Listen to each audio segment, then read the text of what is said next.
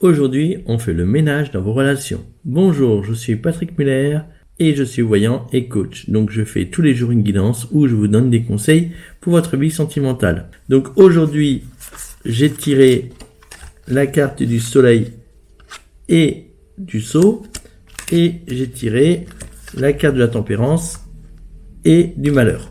Donc clairement, voilà ce que nous disent les cartes. C'est si vous voulez être heureux dans votre vie sentimentale, vous devez faire le ménage dans vos relations et vous décharger des gens qui sont toxiques pour vous. Alors on a tous des personnes toxiques pour nous, donc c'est pas forcément des personnes qui sont manipulatrices, mais ça peut être par exemple des personnes qui vous sollicitent constamment, voire tous les jours, et qui vous prennent votre temps et votre énergie. Donc ces personnes-là sont déjà toxiques pour vous, car ils vous empêchent d'évoluer, ils vous empêchent de vivre votre relation sentimentale saine et respectueuse. Alors évidemment, si en plus cette personne c'est le conjoint ou la conjointe, c'est sûr que vous pouvez pas être heureux dans votre vie sentimentale de toute manière.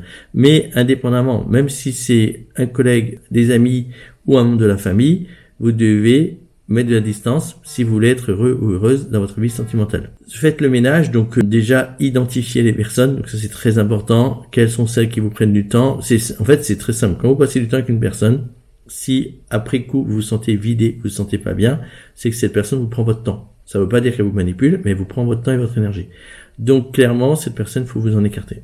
Une fois que vous avez identifié ces personnes, vous essayez de mettre de la distance. Alors, je dis bien vous essayez, parce que bon, si c'est de la famille, c'est pas toujours possible. Si c'est un collègue de travail, vous le voyez tous les jours. Mais essayez vraiment le plus possible, c'est dans votre intérêt. Dans tous les cas, c'est pas simple pour vous. Donc, là, la personne, elle peut toujours, vous pouvez discuter avec cette personne, lui faire comprendre que c'est pas bon pour l'instant comme son comportement.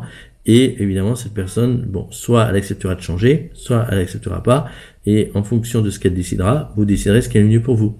Là, je vous ai fait une guidance avec 4 cartes. Je peux vous faire une guidance adaptée à votre vie sentimentale avec une 30aine de cartes.